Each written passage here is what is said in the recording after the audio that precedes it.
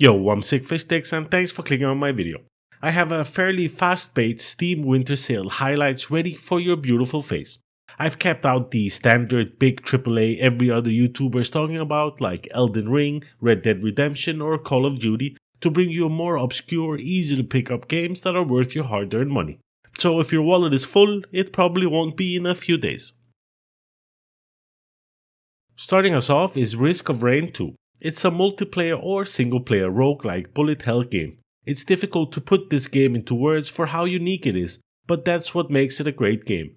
Starting out, you only have one character unlocked, however you'll quickly unlock the rest of the cast while you familiarize yourself with the game's mechanics. You might be looking at this and thinking, sick, what the hell is this pre-Jesus graphics?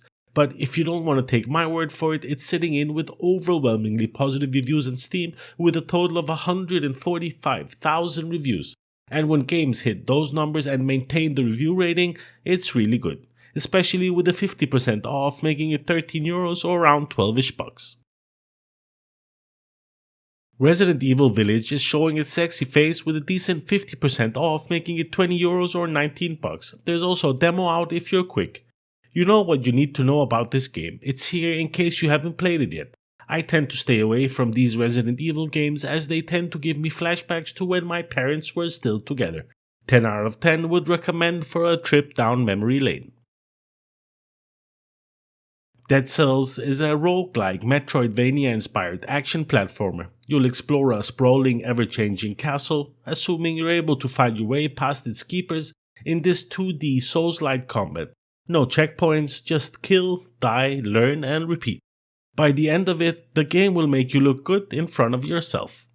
It's currently 50% off, making it €12 or 11ish bucks and sitting in with overwhelmingly positive reviews on Steam with a total of 100,000 reviews. Again, those are some big numbers for an action platformer. My motto for this game is, you go fast, you eat ass, you try again. Next up, we have Remnant from the Ashes, which is a hybrid between a traditional third-person shooter RPG such as The Division and a Souls-like genre, set in a time when an interdimensional plague known as the Root devastated Earth. You're on the task in finding a way to stop this root and in doing so traverse many strange and dangerous dimensions and planets. I remember playing this a few years back and I really enjoyed it, but there was an issue with the level scaling back then that just made the monsters and especially bosses vaporize me on sight. And you know how much vaporization can one person take? The controller went flying and I haven't seen it since. A bonus, it's also Steam Deck verified and currently 60% off, making it €15 or 14 bucks and sitting in with very positive reviews on Steam with around 35,000 reviews. Next up, we have Cyberpunk 2077, which is an open-world action RPG set in the dark future of Night City, a dangerous metropolis famously explored in around 12 frames per second if the outside temperature was below freezing and I had left my living room windows open all night. Where was I? Night City, it's obsessed with power, glamour, and some funky wonky body modifications. Cyberpunk 2077 is currently 50% off, making it an okay €30, 29ish bucks, and not what I paid when I bought it on release and had to sit through the buggy bag of vomit CD Projekt Red shoved my face and my GPU into.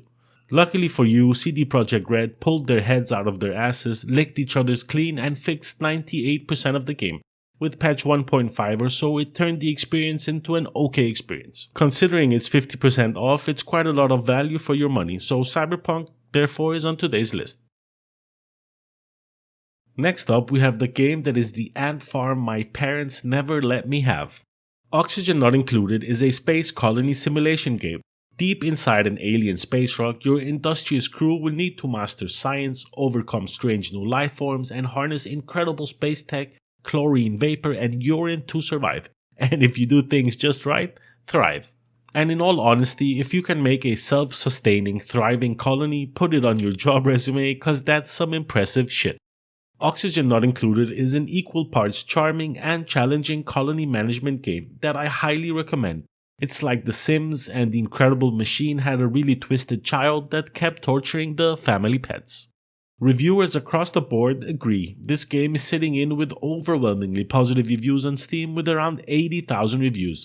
You can either get the standalone game or get your hands on the bundle, which seems to be the better offer. It's €7 or $7 for the standalone and €12 or $11 for the bundle, which includes the game and the spaced out DLC. Next up, we have Dysmantle. It starts simple enough. It's been a few years since the end of the world brought upon by a mysterious zombie infection. The unnamed player character has been hiding in an underground bunker Fallout style to avoid the worst of the apocalypse has to offer. As you ascend from your shelter after many years, a brave new world awaits you, a world inhabited with nasty and vile creatures like my ex and her mother. This is a good game, but understand that it's not for everyone. Dysmantle is not a survival game, it's an adventure game that involves you spending a lot of time hitting things repetitively until they break, dropping the materials off at a chest and going back to do the same thing until the end of time. This won't appeal to a lot of you, but for some it will hit just the right spot, and for you homies, Dysmantle away. It's currently 50% off, making it €9 or $9. It's sitting in with very positive reviews on Steam, with a total of 7,000 reviews. Valfaris is currently 75% off, making it €5 or $5, and it's coming in with very positive reviews on Steam with around 1,000 reviews. In short, you could put enriched uranium in your clenched butt cheeks first thing in the morning, chug down a mercury protein shake before deadlifting the entire gym, and you still won't be as metal as this fucking bad boy. I think that review pretty much tells you what Valfaris is about, so enjoy the clenched butt cheeks.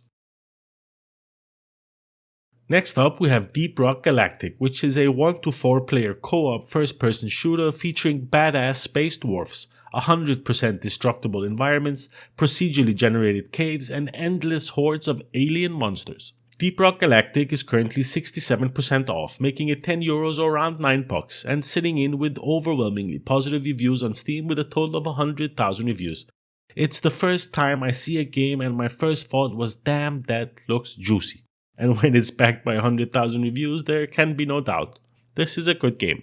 You'll have to pick the right class for the job, mow through enemies as the gunner, scout ahead and light up the caves as the scout, chew through solid rock as the driller, or support your team with defensive structures and turrets as the engineer, so pick your poison and jump right in.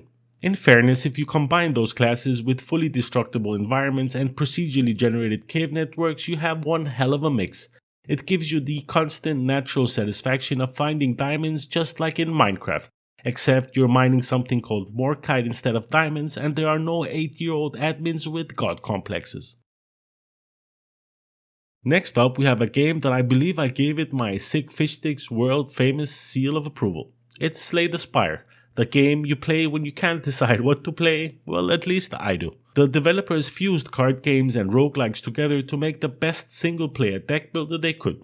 You get to craft a unique deck, encounter bizarre creatures, discover relics of immense power, and last but not least, slay the Spire.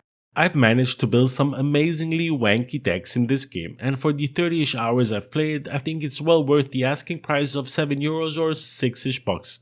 I actually play this on the plane when I travel for work, and for that it's on today's list. It's sitting in with overwhelmingly positive reviews on Steam and the Sickfishsticks world famous seal of approval. I want to give a quick heads up for Desperados 3, which is a story-driven, hardcore tactical stealth game set in a ruthless Wild West scenario. You gotta use your big brain and play smart if you want to succeed and avoid sending your controller flying never to be seen again. A good plan can make the difference between survival and finding yourself at the business end of a rusty gun. I played the demo of Desperados 1 20-something years ago over and over again when I got it from a PC gaming magazine. Shit, that was a long time ago. If you like strategy games but dislike the slow turn-based ones, this could be exactly what you need. It's not too buggy, a typical Western story, and all of those quality of life functions that you would want.